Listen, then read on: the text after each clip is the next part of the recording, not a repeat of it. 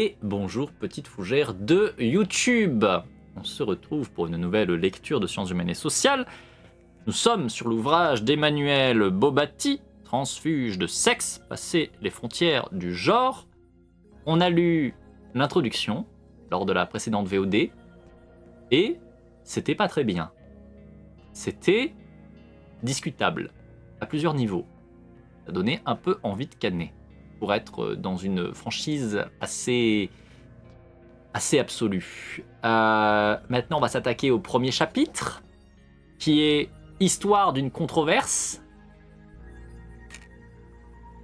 Le titre du chapitre me fait un peu peur, à l'image du reste de l'introduction, ceci dit. On va voir. Une femme, c'est comme ça. Un homme, c'est comme ça. Ta gueule, le psy, tu nous fatigues. Slogan, manifestation de Lexis Trans 2015. La réponse médicale au désir du changement de sexe est un sujet hautement polémique. Pour pouvoir bénéficier d'un traitement hormono-chirurgical, les trans doivent en passer par une évaluation psychiatrique. Perçue par beaucoup comme une atteinte à disposer de son corps, cette obligation est dénoncée par de nombreuses associations.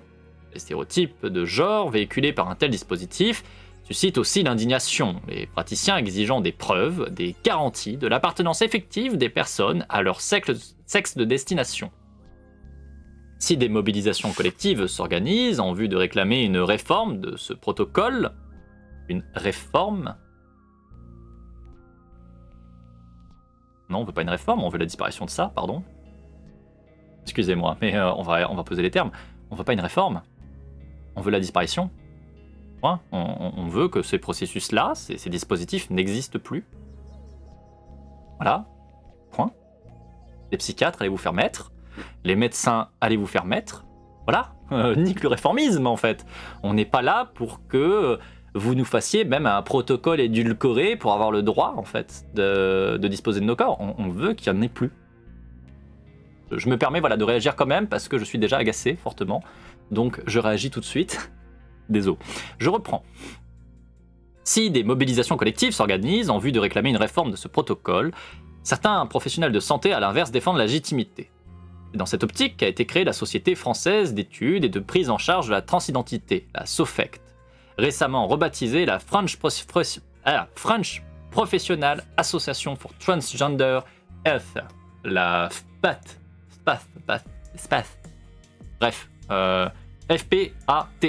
voilà, qui depuis 2010 regroupe de nombreux médecins français. Dans ce contexte de controverse, tout semble diviser un corps médical qui entend protéger l'ordre de genre établi et des personnes trans qui luttent en faveur de sa refonte.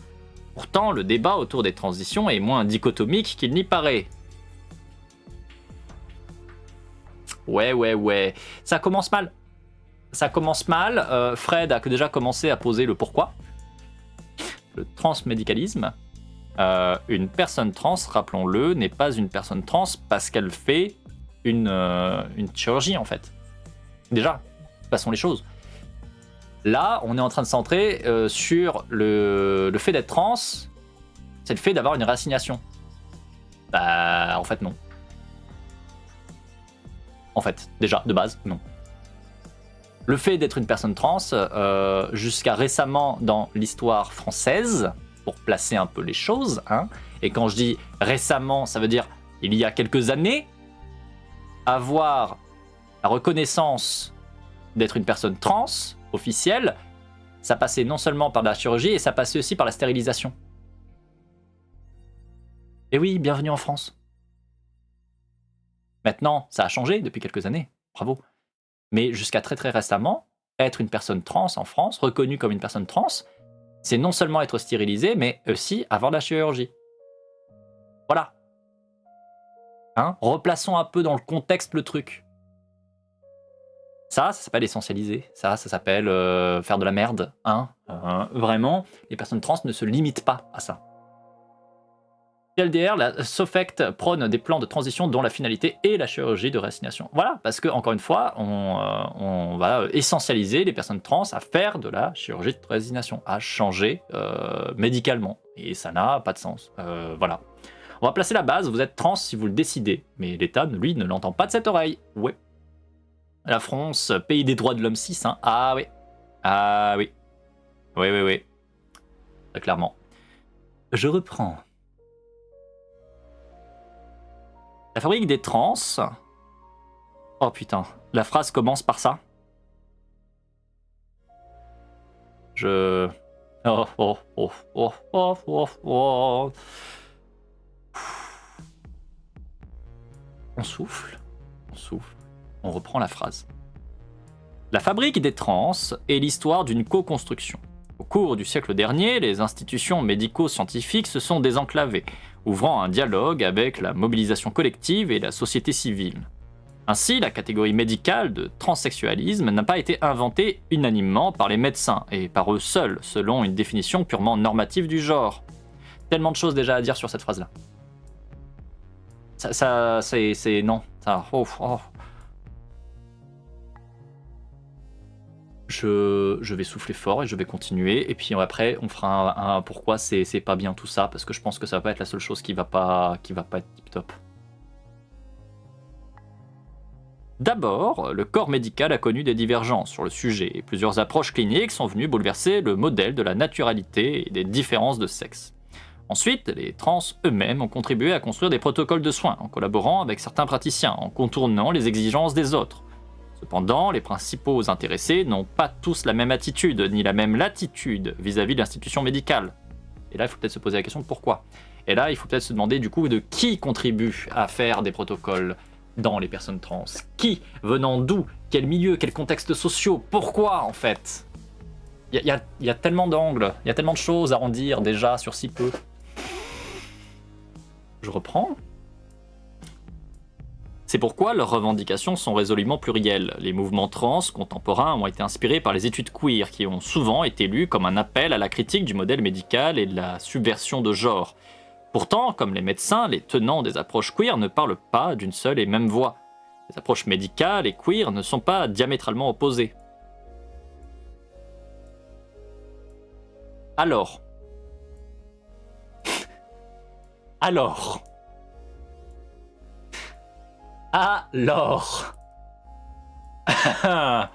Oh, oh, oh, on a lu une page. On a lu une page. Une putain de page.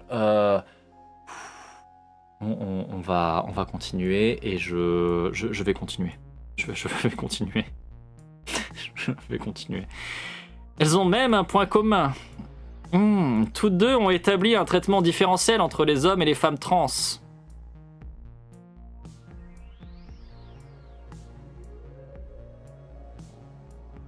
Les écrits médicaux, de même que les technologies hormonales et chirurgicales, se focalisent sur les MTF davantage que sur les FTM. La médecine se montre plus encline à intervenir auprès d'elle qu'auprès des hommes. Pour cette raison, elle a contribué à faire connaître les MTF davantage que les FTM. Les hommes trans n'ont gagné en visibilité qu'avec l'apparition des approches queer. Oui, visibilité qui est bien sûr apparue comme ça par magie, c'est pas du tout non plus parce qu'il y a eu un travail actif d'invisibiliser. Non, parce que là, on est un peu en mode, bah, écoutez, c'est les femmes trans qui ont gagné la visibilité, mais par hasard, vous voyez, il n'y a pas eu de travail actif visant à invisibiliser. Non, bien sûr que non. Je vais continuer. Ce champ d'études prend le contre-pied des études médicales. Il s'intéresse principalement au FTM et produit un certain nombre de réflexions sur le potentiel subversif de leur masculinité. Cependant, cette asymétrie propre aux études queer peut elle-même résulter en un double standard de sexe, les hommes se trouvant célébrés pour leur non-conformité, tandis que la vie des femmes est réduite à l'invisibilité.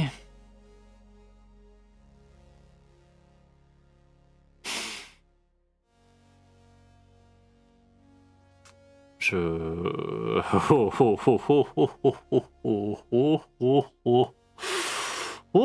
putain! Oh putain! Ça va être quelque chose. Oh bordel!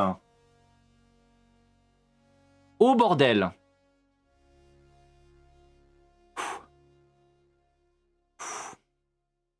Pareil que c'est ici qu'on se fait du mal. Oh oui, bienvenue. Bienvenue Etilwen. Bienvenue en enfer. Bienvenue, bienvenue, bienvenue sur l'enfer. C'est beaucoup de choses. C'est beaucoup de choses. Et c'est pas bien. On a lu 2 pages. 2 pages. 2 pages du chapitre et j'ai envie de canner. Et vous savez ce qui va se passer? Eh bien, nous allons bientôt manquer de l'eau. Et c'est pourquoi je bois devant vous un verre Je vais boire. d'eau. Je vais boire. Je vais boire.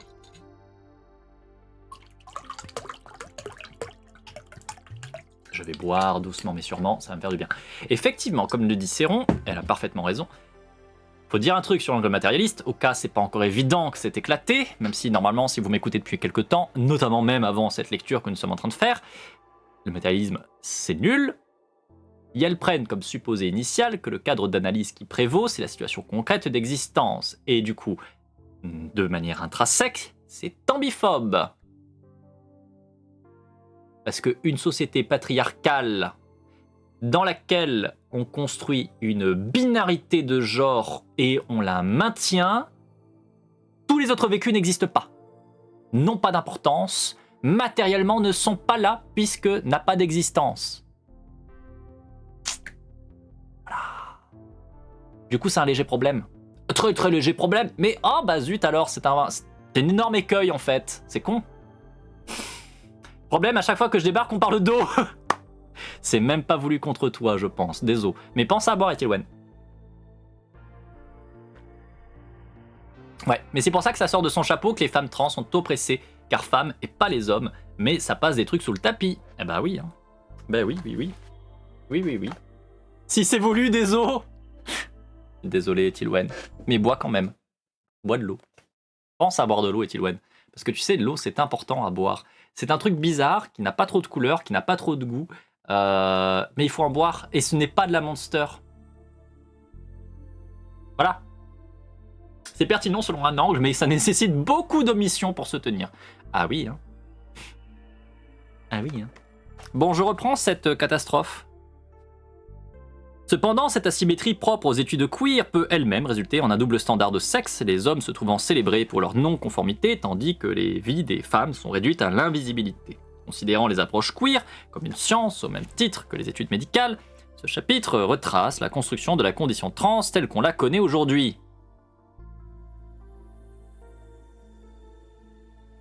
La fabrique scientifique des trans. C'est le nom de la sous-partie.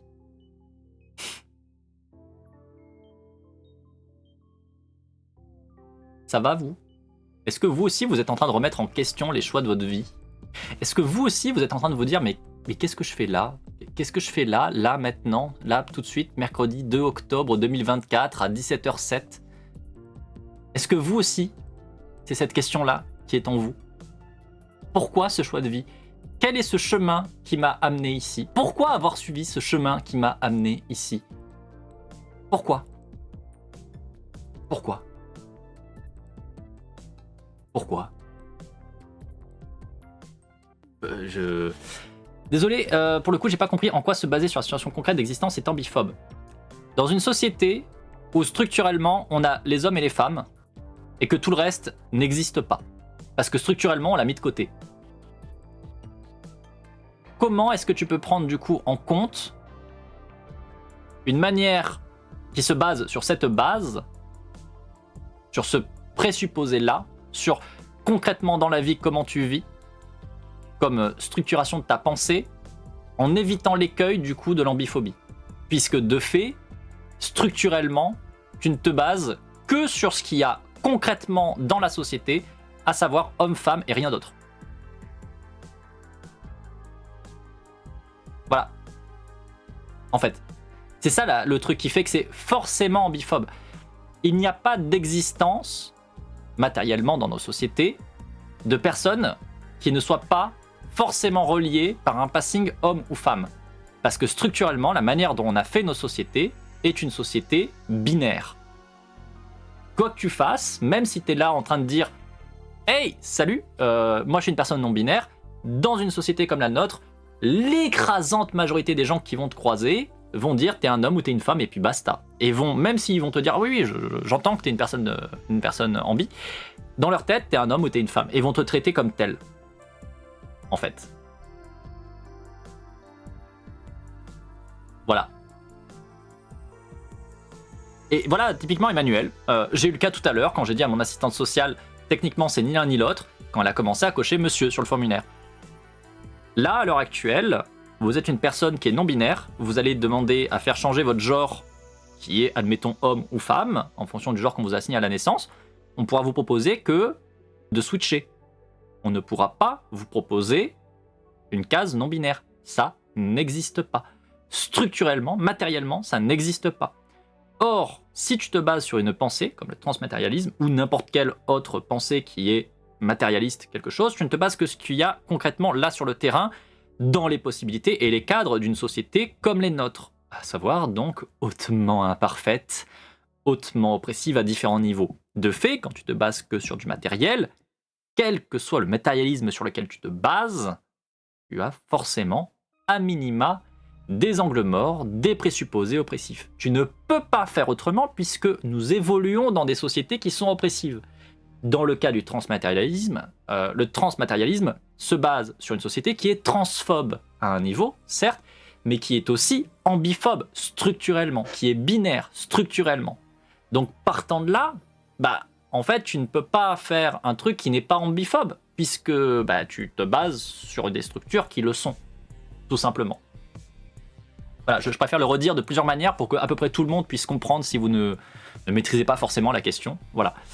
Il n'a pas compris la base des sciences, ou bien c'est moi qui ne sais pas du tout ce que sont les sciences. Question sérieuse. Je ne sais pas ce que fait Emmanuel Bobatti, mais c'est pas bien. C'est pas bien. C'est pas bien.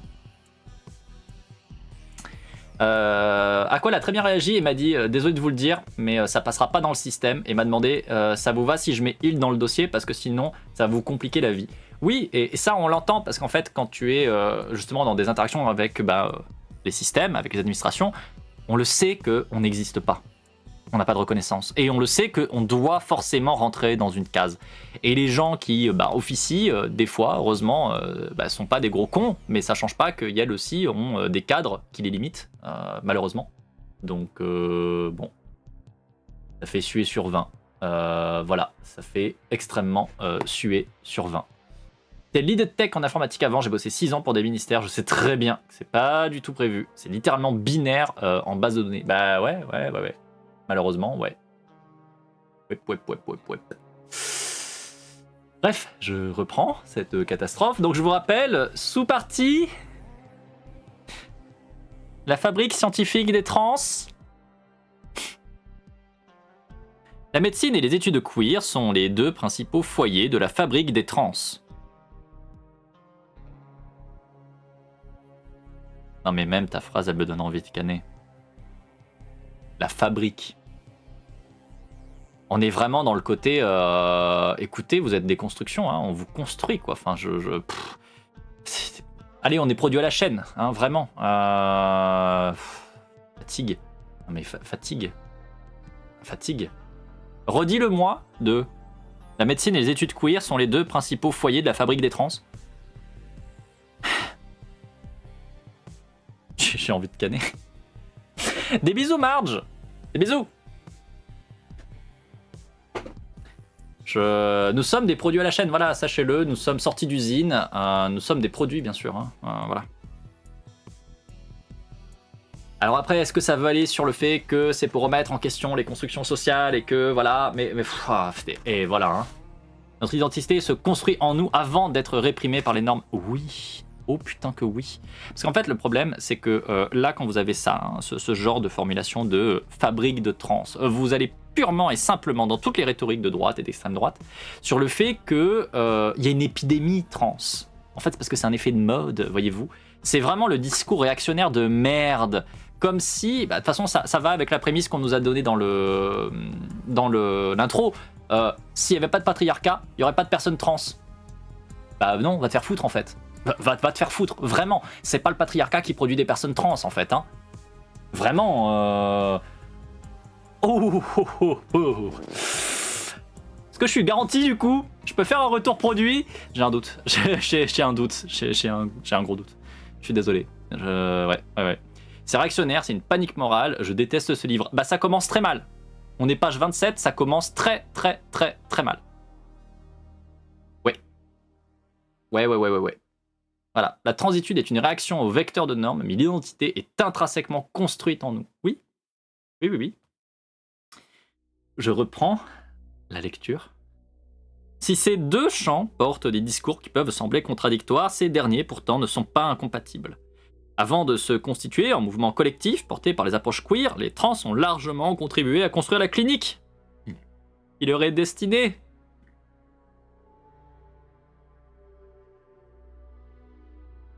Donc là, le point, c'est d'essayer de nous dire que le monde médical qui s'occupe des questions trans a été construit par les personnes trans.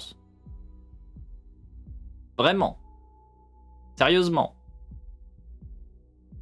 Non mais, oui, c'est rond. C'est littéralement, j'entends, c'est le patient qui construit sa camisole. Waouh.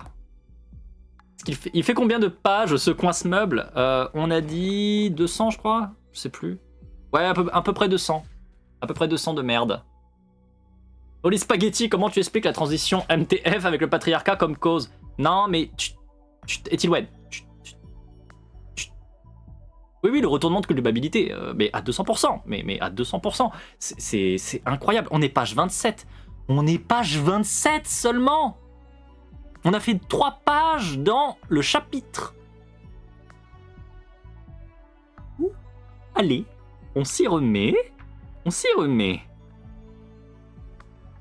Par ailleurs, le champ médical, comme les théories queer, présente d'importantes nuances internes. Si les études queer marquent le début d'une certaine émancipation, elles ne négligent pas la dépendance des trans vis-à-vis des institutions de santé. À quel sens tu parles de dépendance ? Est-ce que tu parles de dépendance dans le sens où on est dans des systèmes qui nous obligent à y passer, qu'on le veuille pas, qu'on n'a pas le choix? Ou dépendance dans le sens où on en a besoin, nous, intrinsèquement, en tant que personne, heureusement que le monde médical est là? Dans un des deux cas, je suis d'accord, dans le deuxième, je vais juste te cramer. Ressenti 150 pages. Ouais.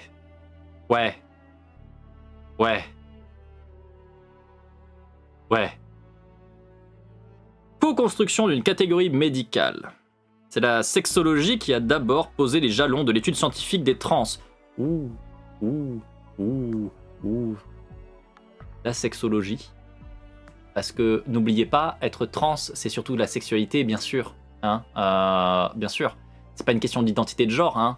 C'est une question de avec qui vous couchez. Ah là là. Oh, ça va être une ride. Oh putain de merde, ça va être une ride. Oh, ça va être une ride. Ah ouais, hein. Bonjour Eving Bell, je sais pas si vous arrivez au bon moment. Mais bonjour et merci beaucoup pour le raid. Je vais aller fermer un onglet. Wouah, bordel de... Belle vient aider la forêt avec 4 spectateurs. On va canner. On va canner. Bonjour et bienvenue. Merci beaucoup pour le raid. Installez-vous, venez souffrir avec nous. Nous sommes sur un nouveau cycle de lecture. Voilà. On est sur un nouveau cycle de lecture.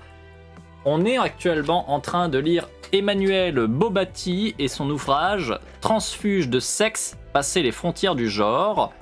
C'est un ouvrage sur le transmatérialisme, pris au premier degré. Ce n'est pas bien. Déjà, dans les prémices, parce que nous avons déjà lu l'introduction, on nous explique que les personnes trans n'existent que parce qu'il y a le patriarcat.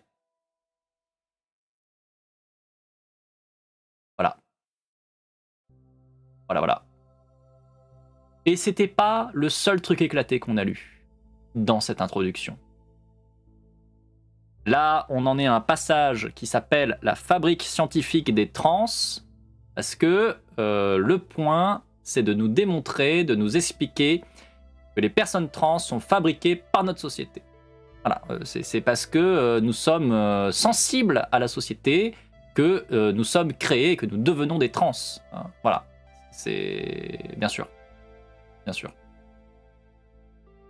Bien sûr, bien sûr, bien sûr. Voilà, voilà. Bienvenue, Raving Bell. Vraiment, je ne sais pas si c'était une très bonne idée de venir ici. On a envie de canner.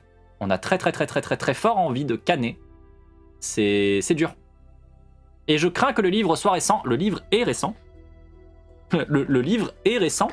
Le livre, dans l'introduction, nous a parlé de Elliot Page, par exemple. Donc, ça date pas d'il y a très longtemps. Le livre a été édité édité en mai 2021.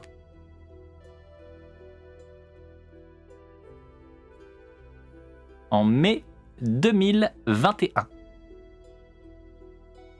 Voilà, voilà. Et du coup, il est sorti le 4/01/2024. Dire que c'est récent est un euphémisme. Oui, non, mais laisse tomber, peu importe l'époque, le livre sert de cale-porte au mieux. Hein. Ah non, mais c'est pas bien. Hein. Non, mais vraiment, c'est de la merde. C'est de la merde. C'est vraiment de la merde. Ce n'est pas bien. Alors après, comme je disais, pour les gens qui ne connaissent pas les questions trans, vous allez apprendre des trucs, hein, parce que je vais salement critiquer ce qu'on a. Hein. Mais là, alors là, vraiment, le bouquin, vu ce qu'on a, je vais le démarrer. Enfin, de toute façon, je l'ai déjà démarré. De toute façon, vous avez vu que je fais que le démarrer. Donc, en vrai, voilà, si vous ne connaissez rien aux questions trans, vous allez apprendre des trucs ici. Si vous êtes une personne concernée, vous allez vous tirer les cheveux avec nous. Voilà. Ouais. Moi, j'attendais les démarrages. Ah non, mais... Oh putain, non mais sans déconner. Je savais. Ben oui, tu pouvais savoir, ouais. Pour ça que je tique, mais oui, pour être précise, il n'y a pas lieu d'avoir une fixation sur le terme car les usages ont varié dans le temps. Mais je supporte mal de cristalliser une grande part de nos théories queer sur le sexe TM. Ah bah oui. En effet. C'est clairement. Allez. Je reprends la lecture de cette catastrophe de texte. On en était sur la partie où c'est grâce à la sexologie que les personnes trans existent, bien sûr. Parce que les personnes trans sont avant tout une sexualité. Oui, c'est complètement faux, oui, c'est complètement éclaté. Oui. Complètement. Mais c'est ce que nous dit le livre. Merci le livre. C'est la sexologie qui a d'abord posé les jalons de l'étude scientifique des trans. Alors que depuis le 16, 17, 17e siècle, 18e ? Attendez. 16, 17, 18. 18e siècle, la médecine décrivait les deux sexes comme étant fondamentalement différents. Quelle médecine ? Pardon, mais je fais un arrêt absolument toutes les demi-phrases. Quelle médecine définit deux sexes comme étant fondamentalement différents ? La réponse, la médecine occidentale. Si jamais vous vous posez la question, le modèle binaire de genre est une création, invention, un truc qui est répandu, maintenu par l'Occident. C'est-à-dire qu'il y a plein d'endroits, avant que les connards d'occidentaux viennent, mettre tout le monde en exploitation, mettre en place l'esclavage, la déportation, etc., en fait, les identités, elles étaient très multiples, en fait. Les médecines, elles étaient très différentes. Il y avait plein de trucs qui existaient. Et puis l'Occident est arrivé, il a fait « Non, ta gueule, maintenant tu fais tout comme que nous qu'on dit. » Et puis c'est tout. Et continue encore aujourd'hui. Ça aurait été pertinent de le poser, par exemple, ça. Mais bon, hein. Bref. Voilà. T'imagines pas comment Céron, elle a déjà subi des rentes sur le transmatérialisme ? Si, j'imagine bien. Non, il y a beaucoup de choses à dire. Il y a tellement de choses à dire. Oh putain. Je reprends. Donc la médecine décrivait les deux sexes comme étant fondamentalement différents. Une nouvelle conceptualisation de l'homosexualité comme une intermédiation sexuelle vient mettre ce modèle en question à la fin du siècle suivant.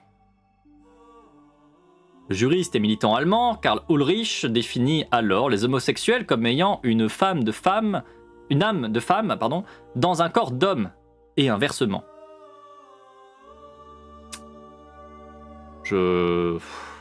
Ouais. On va rien dire, on va continuer. Hein. Ce discours, dit du mauvais corps, constitue pour les personnes concernées un moyen de se légitimer dans un contexte où leur orientation sexuelle est pénalisée. Si les individus sont nés ainsi, alors ils ne sauraient être condamnés.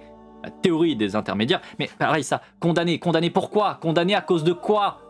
Condamnés à cause des normes sociales imposées notamment par... Ah oui, le catholicisme, entre autres, par le modèle binaire, occidental, principalement, espèce de trou de balle de merde, par le colonialisme, par tout ça en fait. Genre c'est pas naturellement, intrinsèquement, parce que c'est la nature, c'est universel, il faut être condamné. Non, ça a été imposé, c'est maintenu, c'est... Oh putain de...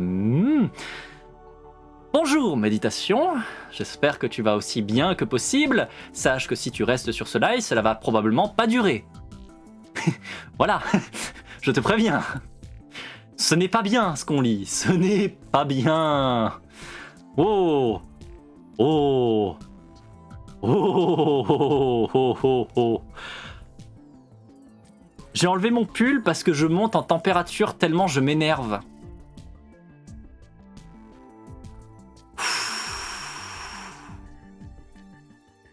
Oh putain. Je respire, je souffle, je reprends. La théorie des intermédiaires sexuels s'inscrit par ailleurs dans une théorie marquée par les approches philosophiques et psychanalytiques naissantes de la bisexualité, qui, elle aussi, questionne l'existence d'une frontière stricte entre les sexes. Dans Sexe et Caractère, publié en 1903, le philosophe Otto Weininger décrit chaque individu comme étant constitué à la fois de composantes masculines et féminines. Puis, en 1905, Sigmund Freud...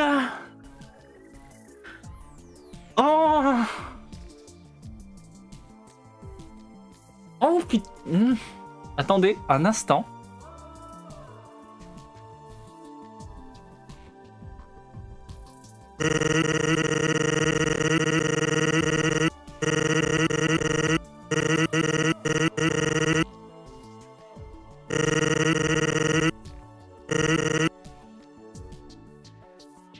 Voilà, ça va mieux. Ça va mieux. Ouh. Sachez que ça égalise le niveau de ma voix. C'est une bonne chose pour vous. Mais quel... Mais il est aussi vieux que... On devrait le... avec une... Tout en... avec des... Cette espèce de... Oui. Oui. Je reprends. En 1905, Freud fait paraître dans les 3 essais sur la théorie sexuelle dans lesquels il affirme l'existence d'une bisexualité innée, chaque individu portant en lui des dispositions et des désirs des 2 sexes qu'il peut ensuite refouler ou pas. Si ces théories sont centrées sur l'homosexualité, elles forgent un contexte favorable à l'émergence d'une réflexion sur les trans. On a des idées pourries, c'est toujours important de faire des citations d'autres auteurs qui ont eux aussi exprimé des idées pourries. C'est pas. Au début du XXe siècle, la théorie des intermédiaires sexuels est étendue aux personnes vivant dans l'autre sexe. Le sexologue et endocrinologue allemand Magnus Hirschfeld transpose alors l'hypothèse du mauvais corps à ceux qu'il appelle les transvestis, un terme qui désigne les individus désirant appartenir au sexe opposé. Selon ce praticien, le sexe n'est autre qu'un continuum qui s'étend d'un pôle féminin à un pôle masculin. Ce continuum comprend différents types d'intermédiaires sexuels, les transvestis représentant la forme extrême de l'intermédiation. À la demande de ses patients concernés, Hirschfeld commence à proposer des traitements hormono-chirurgicaux au sein de son institut de sexologie berlinois dans les années 1920. Sa démarche est rendue possible par la redéfinition des fonctions de la chirurgie à cette époque. Lors de la Première Guerre mondiale, la chirurgie réparatrice s'est développée au regard de nombre de soldats blessés, mais dans l'après-guerre, elle passe d'une vocation exclusivement réparatrice à une approche esthétique. Donc là, tu es en train de... en train donc de dire que les opérations chirurgicales sont des opérations esthétiques? Tu es en train de réduire ça à des opérations chez... Enfin, là, vu comment c'est un peu dit, je suis désolé, mais...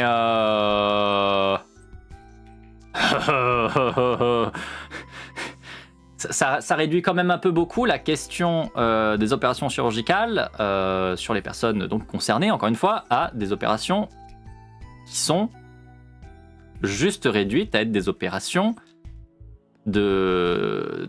d'esthétique. Enfin, c'est... Je souffle. Je souffle. D'ailleurs, passage, petite aparté. C'est marrant parce que depuis le début, on nous dit oui, c'est les personnes trans qui ont construit le monde médical actuel qui s'intéressent et qui s'occupent des personnes trans. C'est parce que les personnes trans ont contribué au monde médical que nous avons la capacité de faire des opérations chirurgicales, etc. Ok, jusqu'à présent, on ne nous parle pas du tout de personnes concernées. Depuis le début, là, pour l'instant, on nous parle de vecteurs de normes. Oui, non, il n'a pas dit personnes trans, c'est vrai, pardon, il a juste dit les trans. Voilà, bon, on a dit c'est un parti pris, il a été expliqué pourquoi, on peut en penser ce qu'on en veut, c'est le parti pris. Ok, anyway. On nous parle que c'est censé être les personnes trans qui ont co-construit ça, pour l'instant la seule chose qu'on voit c'est des personnes à qui on impose. Des personnes concernées à qui on impose le système.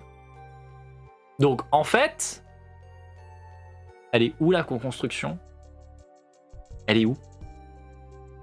Elle est où ? Vraiment, quand t'es dans un système où t'as pas le choix et que du coup t'acceptes de pas avoir le choix, bah du coup tu co-construis, c'est ça le point ? C'est ça le putain de point de la co-construction ? On va aller loin, hein, dis donc. Ça donne l'impression que toute la transition tourne autour d'une opération chirurgicale en tout cas, et qu'on doit remercier la médecine. Ah ouais, hein, ouais. Mais attends, co-construction de quoi si on est sorti d'une fabrique aussi ? Ah mais c'est vrai, on est fabriqué, j'avoue. Non mais c'est vrai. Non, mais c'est vrai, la fabrication d'abord.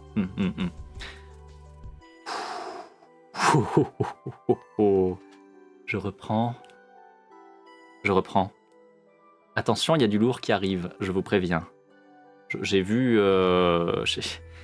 J'ai vu un mot qui m'a sauté aux yeux, donc préparez-vous d'ici quelques phrases. Donc elle passe d'une vocation exclusivement réparatrice à une approche esthétique. La chirurgie intervient désormais sur des corps sains. La première vaginoplastie est ainsi réalisée en 1931 et elle sera suivie d'autres chirurgies génitales, notamment celle du célèbre peintre danois Einar Wegener, qui deviendra alors Lili Elbe. L'Institut de sexologie est détruit par les nazis en 1933. Hirschfeld, d'origine juive, est contraint de fuir le pays. Cependant, l'héritage de la sexologie allemande traverse l'Atlantique au milieu du XXe siècle par le biais de son disciple, Harry Benjamin. Aux États-Unis, ce dernier continue à défendre la pertinence d'un traitement par modification corporelle dans le cadre de ce qu'il renomme alors le transsexualisme. L'approche vise à soigner les corps des trans.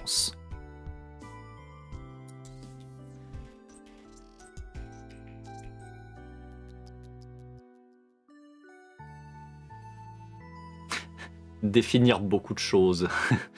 Je vous refais la dernière phrase. Cette approche vise à soigner les corps des trans. On est malade ? Bah voilà, on est malade, tout simplement. Merci monde médical de nous soigner. Parce que n'oubliez pas, il faut dire merci, hein, toujours. C'est une citation ou c'est son avis ? Ah non, c'est pas une citation, c'est écrit en noir et blanc, sans guillemets, c'est ce qui est écrit par l'auteur. Donc après, est-ce que c'est parce qu'il fait un état des lieux de ce qui se pense et de ce qui se dit à cette époque ? Probablement, sûrement. Mais bon, ça demanderait de prendre des pincettes. Pour l'instant, on a vu que les pincettes, elles étaient pas là. Donc, bon. Mais il existe une autre qui entend soigner leurs âmes. Oh putain, j'avais pas lu la deuxième.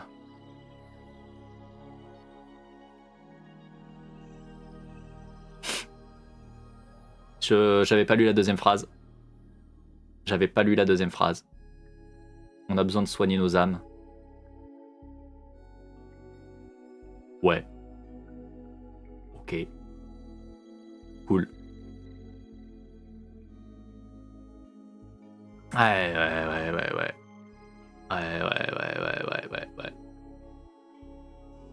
Dans les années 1950, émerge en effet une thèse concurrente dans le champ psychologique et psychiatrique. Selon cette nouvelle théorie, il n'existe pas d'intermédiaire sexuel, et il y a en revanche des hermaphrodites, de nos jours appelés des intersexes, dont les caractéristiques sexuelles sont physiquement ambiguës. D'ailleurs, au passage, on sait très bien que ces personnes-là subissent beaucoup de réassignation qui est absolument dégueulasse, des tortures produites dans l'enfance sans leur consentement, sans leur avis, sans leur demander vers quel sexe elles veulent tendre, si elles veulent y tendre. Hein, mais bon, voilà, encore une fois. Merci, apparemment, le monde médical, je crois. Je crois qu'il me semble qu'il faut qu'on dise merci, le monde médical. Il me semble que c'est ce que nous dit le bouquin depuis tout à l'heure. Il faut dire merci. Pensez à dire merci au monde médical. Je continue. Les nouveau-nés concernés se voient malgré tout attribuer une catégorie de sexe par les praticiens sur la base de l'hypothèse suivante. Le fait de se sentir homme ou femme ne résulterait d'aucune condition biologique, mais du sexe assigné à l'enfant et à l'éducation qui en découle. En d'autres termes, le sexe de l'âme serait de nature sociale et non biologique. Alors, la thèse sexologique interroge les différences de sexe. L'approche psychiatrique questionne son essentialisme. En 1955, le psychologue John Money emploie pour la première fois le terme de genre pour désigner le sexe psychologique des individus, le distinguer du sexe biologique. Cette terminologie lui permet de différencier les hermaphrodites des transsexuels.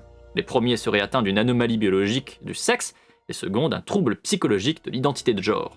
Un traitement hormono-chirurgical est proposé aux intersexes, tandis que les trans doivent, eux, se contenter d'une psychothérapie.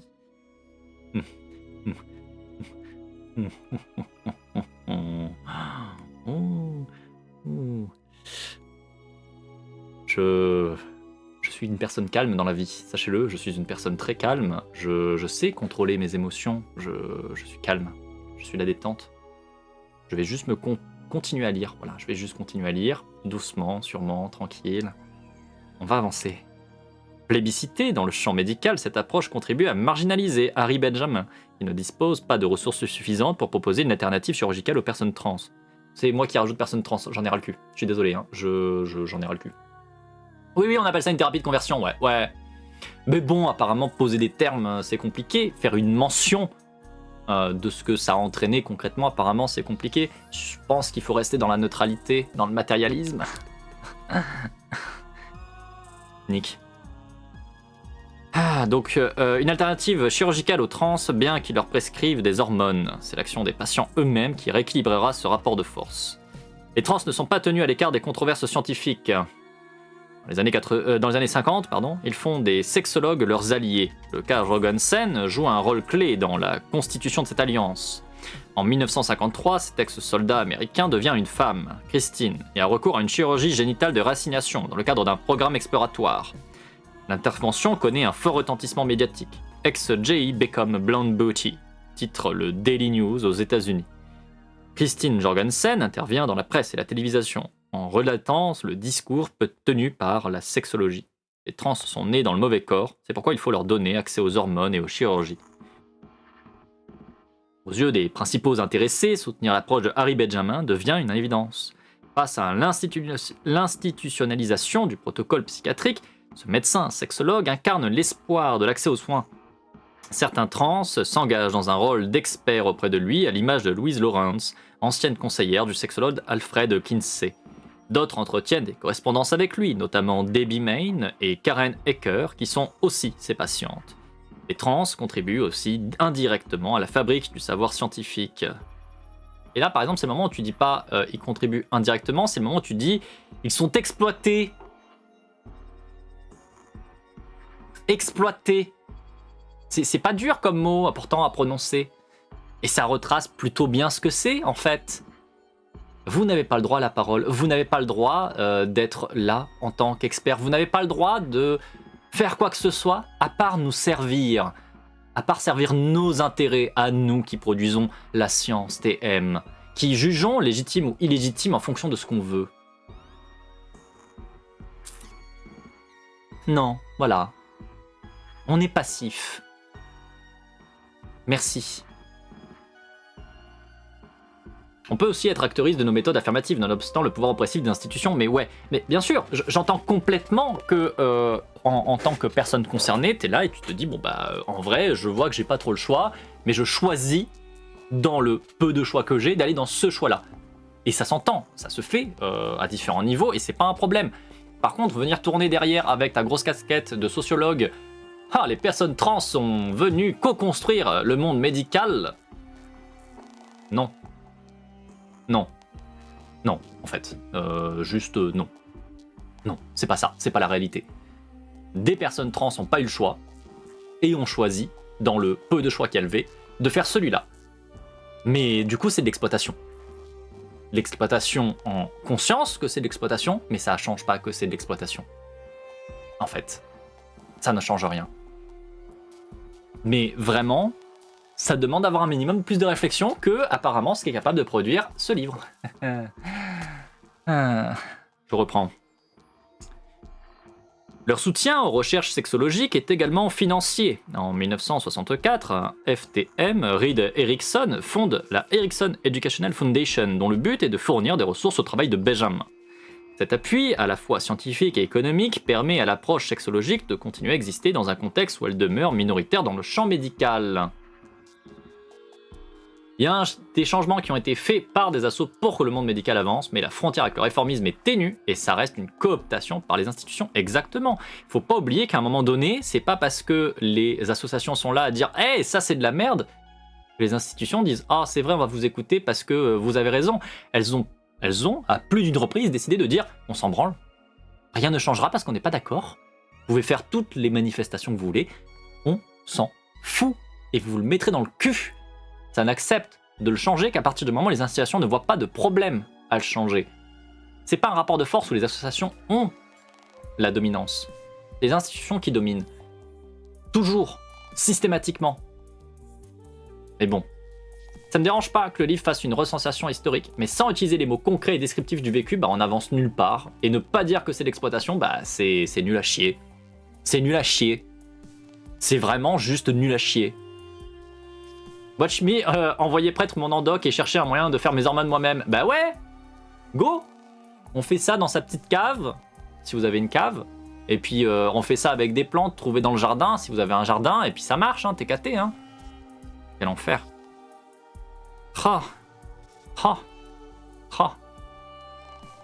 Ouais, personne trans. Et ça c'est de la merde. Les institutions, vues et s'en tapent. Ouais.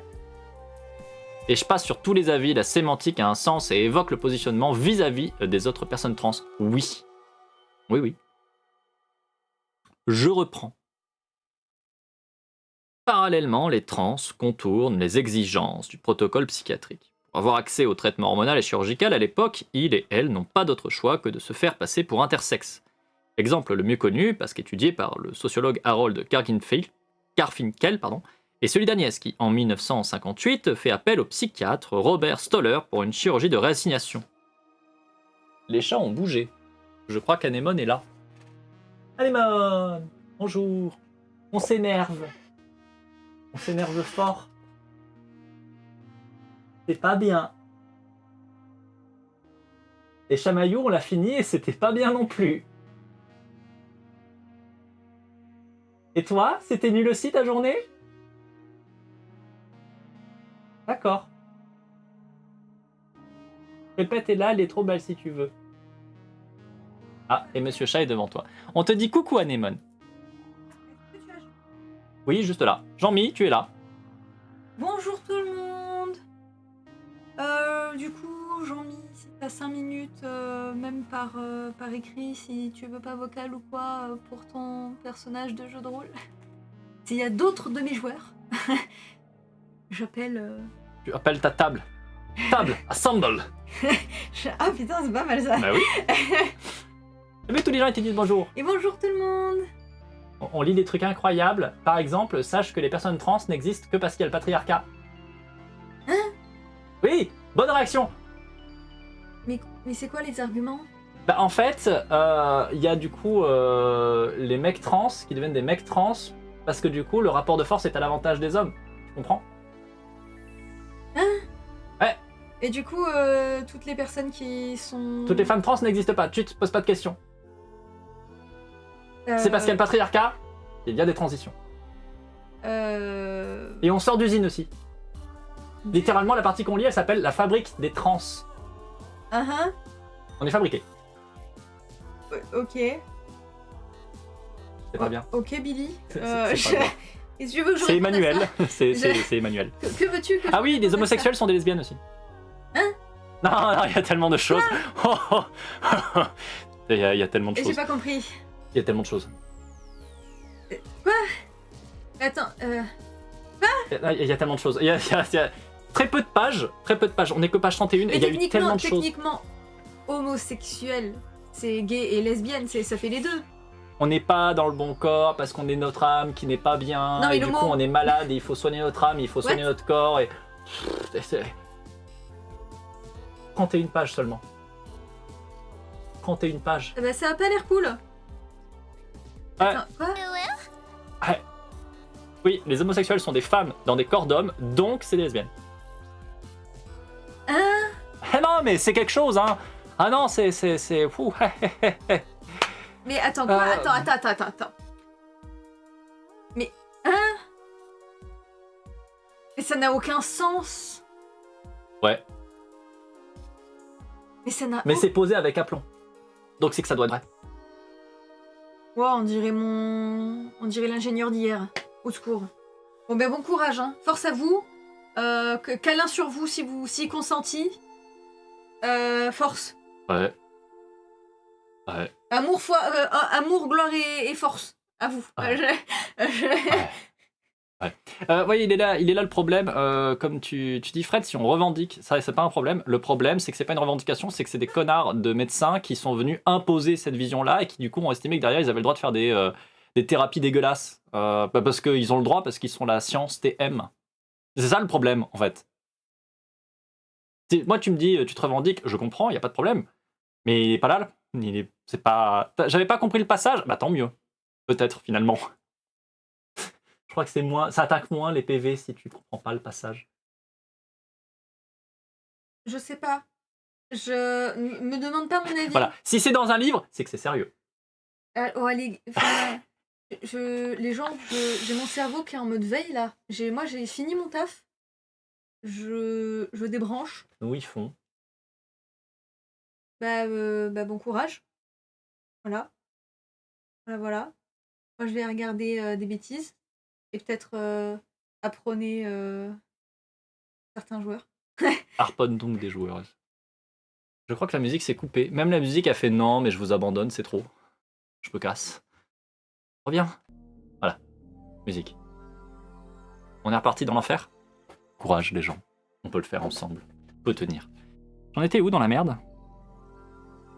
L'exemple le mieux connu, parce qu'étudié par le sociologue Harold Garfinkel, est celui d'Agnès qui, en 1958, fait appel au psychiatre Robert Stoller pour une chirurgie de réassignation. Bah, la musique. La musique. La musique m'a lâché. Reviens, la musique! Ah, voilà. La musique avait dit non, vraiment, je ne veux pas. Je refuse. Non, mais... Ce psychiatre, directeur de la clinique de recherche sur l'identité de genre de Los Angeles, juge par son apparence féminine convaincante.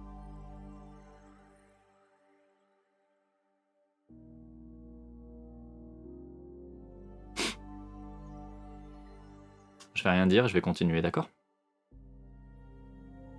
Il la pense alors intersexe et lui cherche une anomalie biologique en vain. Cette absence de preuves biologiques n'ébranle pas son intime conviction et lui donne accès à l'opération malgré tout, estimant qu'il s'agit d'un cas d'hermaphrodisme atypique.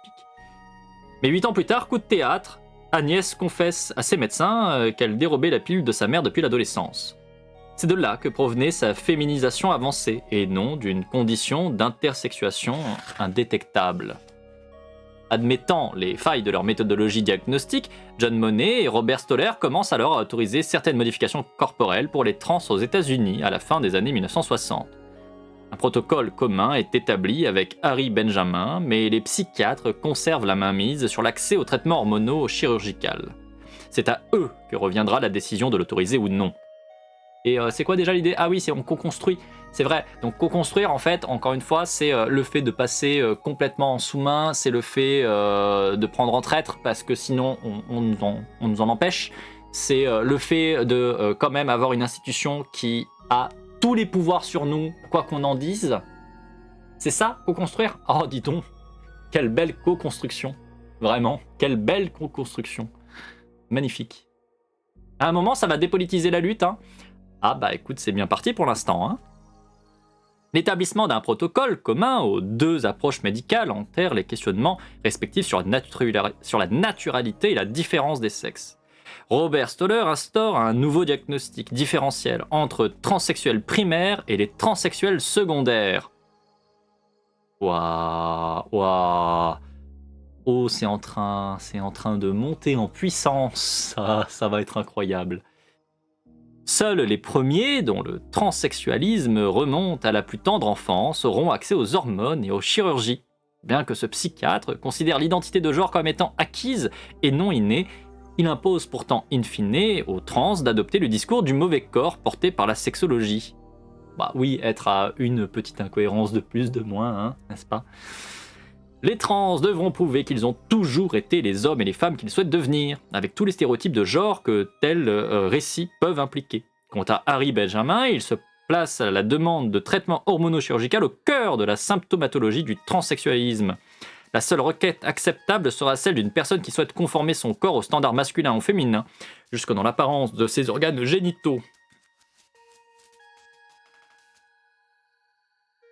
Le tableau clinique est officialisé dans les années 70 par la publication de standards de soins internationaux et en 80 par l'entrée du transsexualisme, aujourd'hui devenu dysphorie de genre, dans le manuel diagnostique et statistique des troubles mentaux, le DSM. Le fameux DSM dont j'ai parlé en long, en large sur mes lives, ici présents, et dont vous savez tout ce que j'en pense, et que c'est pas du bien. C'est vraiment pas du bien. En France, un protocole de soins est mis en place en 1979. Un dispositif hospitalier dédié aux trans commence alors à accueillir des patients à Paris. Il est ensuite étendu à d'autres villes de France avant que ne se développe également un circuit libéral. Suivant la préconisation des standards de soins internationaux, le protocole impose une évaluation psychiatrique de 2 ans au minimum avant tout traitement hormono-chirurgical. À la fin des années 70, le dialogue entre médecine et droit est encore inexistant. Les trans ne sont donc pas en mesure de mettre leurs papiers en concordance avec leur nouvelle identité. Sur ce point, c'est de nouveau l'intervention des trans eux-mêmes.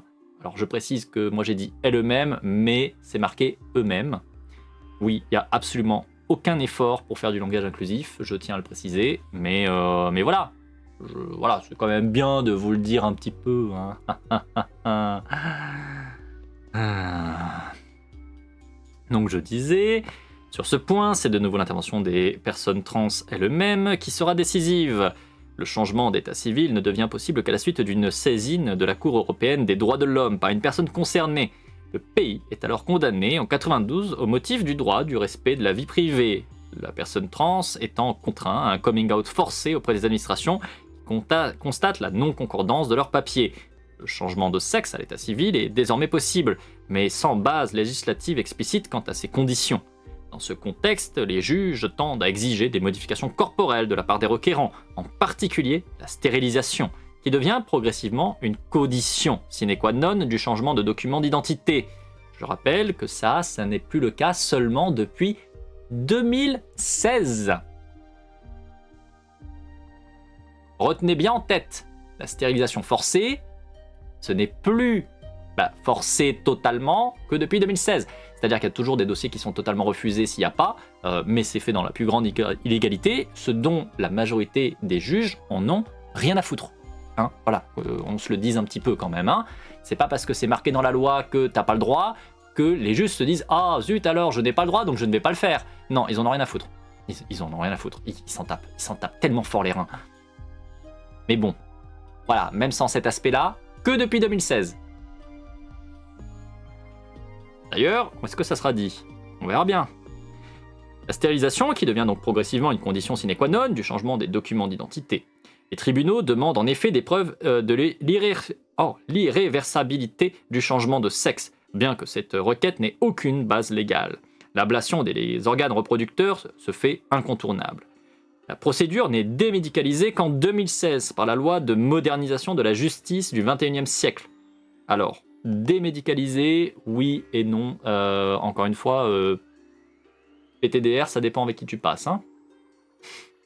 Cette évolution récente est intimement liée au développement contemporain des mobilisations trans qui ont émergé parallèlement aux études queer. La critique queer et ses nuances. À partir des années 90, les approches queer offrent aux personnes trans, une alternative au modèle médical. L'un des apports essentiels des études queer est de questionner les normes sexuelles et de genre à partir de leur marge. En s'intéressant aux personnes trans, mais aussi, entre autres, aux homosexuels, aux dragues, etc., ce champ académique invite à subvertir la norme binaire et essentialiste qui structure l'ordre du genre, et par extension les dispositifs de changement de sexe. Le travail de Judith Butler, même s'il ne porte pas spécifiquement sur les personnes trans, s'avère particulièrement inspirant aux yeux de cette population. Dans Troubles dans le genre, publié aux États-Unis en 1990, la philosophe démontre le potentiel subversif de la figure de la drag queen. Selon elle, la féminité incarnée par une personne assignée au sexe masculin prouve que le genre n'a pas d'essence, il se joue, il se rejoue sans modèle original, et c'est ce jeu incarné par diverses personnes et diverses manières qui contribue à définir son contenu, un mécanisme que Butler nomme la performativité. De ce point de vue, il est alors possible de changer de sexe et de le faire à n'importe quel âge de la vie, puisqu'aucune nature ne précède jamais la performance de genre. L'année suivante paraît L'épistémologie du placard d'Eve Sedgwick. Cet ouvrage s'intéresse à la porosité de la frontière entre homosexualité et hétérosexualité. Souvent présumés hétérosexuels, les homosexuels introduisent un trouble dans l'hétérosexualité à chaque fois qu'ils font leur coming out. De la même manière, les personnes trans peuvent, en révélant qu'ils ne sont pas cis, bouleverser le modèle de la différence des sexes que la médecine s'évertue pourtant à maintenir. Inédites, ces hypothèses fournissent des bases théoriques nécessaires à la constitution d'une mobilisation des personnes trans. On va peut-être vers du mieux. Là, globalement, oui, j'espère bien. Après, il y a eu quand même des trucs qui ont été dits tout à l'heure sur apparemment les théories queer qui mettent en avant les hommes trans et basta, et invisibilisent les femmes trans, où t'es un peu là en mode c'est-à-dire comment ça? Enfin, il y a l'air d'avoir des trucs quand même dans ce qui a été dit tout à l'heure qui me laissent à penser que ça sera peut-être pas si génial que ça. Je sais pas pourquoi, je pense qu'il y a peut-être un angle d'attaque dans l'ouvrage qui potentiellement ne va pas nous convenir. Nous allons dire ça comme ça. On verra bien. Plusieurs textes peuvent être considérés comme fondateurs des mouvements trans contemporains. Le mieux connu est le Manifeste post-transsexuel de Sandy Stone, publié pour la première fois en 1991, et dont le titre sous-entend d'emblée que la catégorie médicale de transsexualisme est obsolète. Dans cet essai au ton engagé, l'autrice invite les personnes trans à se rendre visibles en faisant leur coming out. Dangereux.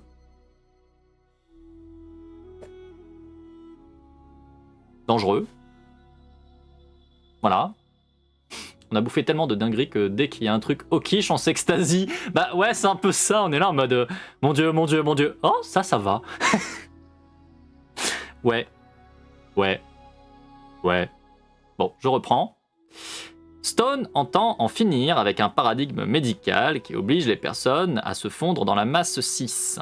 En cela, cet activiste MTF introduit une rupture avec l'approche clinique qui, par ses critères essentialistes et binaires, tend à effacer l'existence même de la population trans.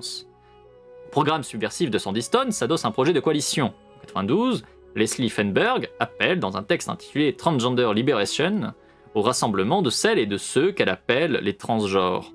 Peu employé jusqu'alors, ce terme est apparu en 1978 sous la plume de l'activiste Virginia Prince. À l'époque, il désignait les personnes qui, comme Prince, s'identifiaient à l'autre sexe, mais sans pour autant souhaiter avoir recours à des modifications corporelles médicalisées, par opposition à celles et ceux qui étaient nommés alors les transsexuels. Le texte de Feinberg vint donner une toute autre signification à ce terme. Pour cette MTF, la catégorie transgenre inclut tous les individus qui ne se reconnaissent pas dans le sexe qui leur a été assigné et qui veulent sortir de l'invisibilité. C'est donc une large coalition que prétend cette écrivaine et militante, une coalition de trans, mais aussi de drag, de butch, de folle et de bien d'autres choses. Mais si l'heure est au rassemblement des personnes qui troublent l'ordre du genre, il existe plusieurs lectures possibles des textes queer qui fondent la mobilisation. Les premières théoriciennes trans font en réalité une lecture partielle des études queer. Elles se concentrent sur le pouvoir d'agir, l'agency en anglais, et de subvertir, là où Judith Butler, Eve Sedgwick, insiste tout autant sur les normes qui restreignent le champ des possibles. Ce que Butler et Sedgwick nomment la subversion désigne précisément la coexistence de la norme et de sa transgression. Inspirés par les écrits post-structuralistes de Michel Foucault, de Jacques Derrida, les études queer se penchent sur la cohabitation du pouvoir et de la résistance. Dans cette approche, les personnes qui changent de sexe ne sont pas subversives en elles-mêmes. Elles ne le sont que parce qu'elles passent pour des cis et se révèlent en fait être des personnes trans. Judith Butler avance par ailleurs que les vies des dragues et des trans sont ponctuées par des violences et structurées par des contraintes matérielles. Elle le souligne notamment dans Ces corps qui comptent, à travers son analyse du film Paris is Burning de Jenny Livingston. Ce documentaire culte décrit les bals africains, américains et latinos gays et trans de New York à la fin des années 80. Les concours de danse s'y tiennent. L'un des critères d'évaluation est la realness, autrement dit le passing, soit le fait de passer pour une personne cis, qui représente l'inverse de l'objectif de visibilité porté par Stone et Fernberg. La philosophe s'intéresse au personnage de Vénus Extravaganza, une MTF latina et travailleuse du sexe, activité fréquente chez les personnes trans en raison de la précarité qu'ils ou elles peuvent connaître. Butler note que la quête de realness de Vénus dépasse la performance qu'elle délivre lors des compétitions. Cette MTF a réellement un fantasme de féminité conventionnelle. Elle aspire à se faire opérer des organes génitaux, puis à se marier, et qui plus est, relativement bourgeoise. Ah, de féminité conventionnelle et relativement bourgeoise. Ok, d'accord, autant pour moi. La philosophe voit dans son désir de changement de sexe une volonté d'échapper à sa condition sociale, mais la jeune femme meurt assassinée par un client avant d'avoir pu réaliser son rêve. À travers ce symbole funeste, Butler entend montrer que les personnes trans sont plus ou moins en mesure de s'émanciper. Ouais, cependant, cette réalité est peu évoquée par les mobilisations à leur début. Ouais. Oui, effectivement, c'est l'agentivité en français. Paris is Burning dispose sur YouTube d'ailleurs. Même dans le film, le passing est un peu critiqué. L'injonction au passing. Ouais, non, là Ah, écoutez, c'est un peu éclaté comme le reste, donc voilà.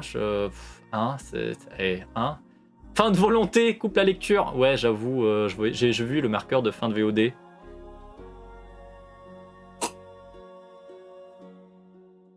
Déjà, je bois un coup, voilà. Est-ce qu'il y a beaucoup avant la prochaine partie ? On n'est pas très loin d'une prochaine partie. Je vais pousser jusqu'à une prochaine partie. Une réflexion sur la pluralité des trans émerge toutefois dès les années 90. Quelques voix s'élèvent pour signifier que l'histoire se répète, car dans les mouvements trans, il rejoue un phénomène déjà bien connu dans les mobilisations féministes. Les personnes concernées tendent à être considérées comme un groupe homogène. Or, les populations trans, elle a beau être minoritaire, elles n'échappent pas aux inégalités. Sociologue et militante canadienne Vivienne Namaste prend l'exemple de Transgender Day of Remembrance, le TDOR, qui chaque année rend hommage aux personnes trans assassinées. Elle note que les meurtres sont généralement attribués par les associations à la seule transphobie, alors que la plupart des personnes décédées sont des femmes, souvent racisées, et travailleuses du sexe. Faisant ce même constat, le biologiste et activiste Julia Serrano propose le concept de transméjosynie pour qualifier l'intrication des violences sexistes et transphobes.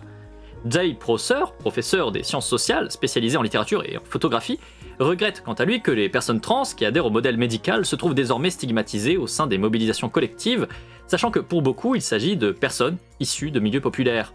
Selon leur appartenance sociale, toutes les personnes trans n'ont pas le même rapport à l'institution médicale, ni la même conception de ce qu'est une transition. Les luttes et les revendications de cette population présentent une grande diversité. L'émancipation n'a pas le même sens pour chacun. Parfois, c'est par la médicalisation qu'elle se réalise. Le diagnostic psychiatrique, paroxysme de la normativité et de genre aux yeux de bon nombre d'associations, offre une garantie de remboursement des soins, indispensable à la transition de certains. Dans Défaire le genre, Judith Butler pèse le pour et le contre de la dépsychiatrisation réclamée par le mouvement qu'elle a contribué à construire. D'après elle, les partisans, comme les opposants à ce dispositif, peuvent avoir pour but de renforcer l'autonomie des trans. Pour les premiers, l'autonomie est pensée en des termes financiers. Elle est celle qui permet aux plus précaires de mener à bien leur transition grâce au remboursement par le système d'assurance maladie. Pour les seconds, elle se situe sur un registre plus symbolique, celui de la dépathologisation. Ces deux conceptions rendent le problème insoluble, car pour accéder à l'une de ces libertés, il faut nécessairement renoncer à l'autre. Pardon ?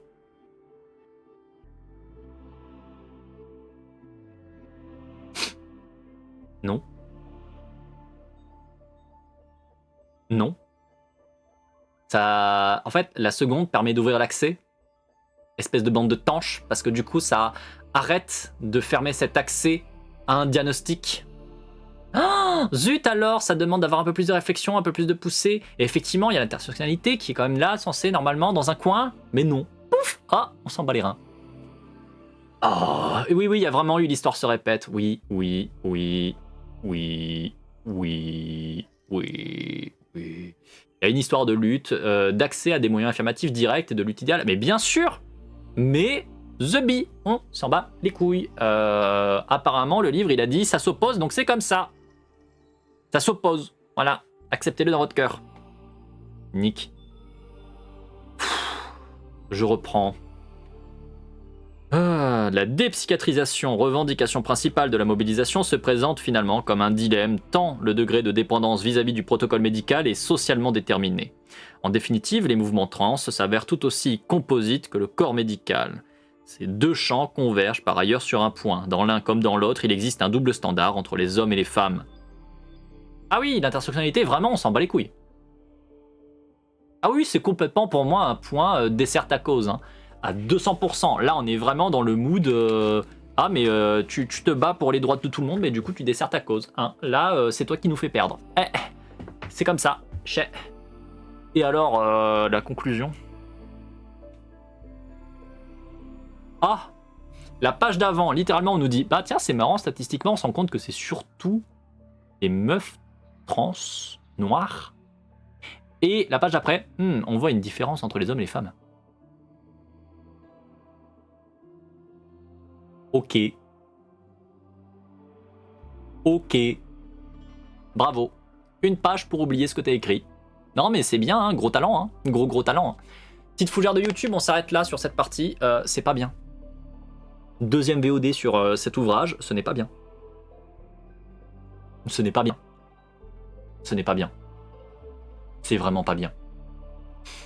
Je sais pas si... Enfin si, je vais continuer jusqu'au bout, parce qu'en vrai, il se lit vite. On a déjà fait à peu près un quart. Mine de rien, on a déjà fait quasiment un quart. Donc je pense que si, je vais le lire jusqu'au bout.